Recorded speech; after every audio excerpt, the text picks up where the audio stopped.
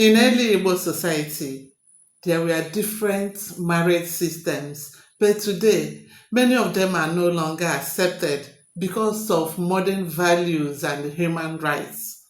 Here are three major traditional marriage practices that have faded away. 1. Ikuchi nwanyị, inherited wife.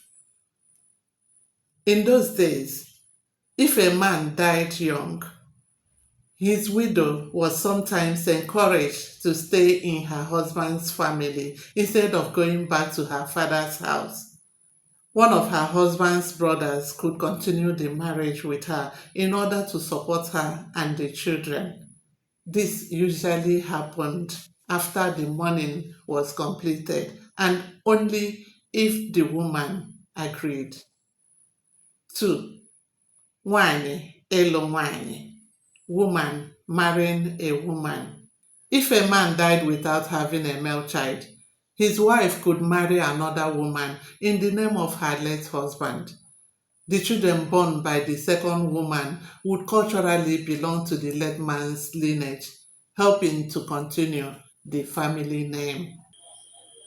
Number 3. Ịha nwanyị, daughter remaining to act as a son. When a man had only daughters, he might ask one of them to remain unmarried so she could bear children in his name. If she agreed, well, necessary rituals will be performed and she'll start giving birth in her father's house to keep the lineage alive.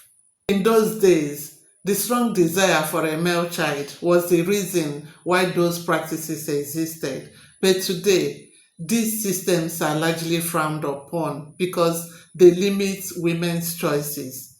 Modern laws and religion discourage them, and many Igbo families now value all children equally.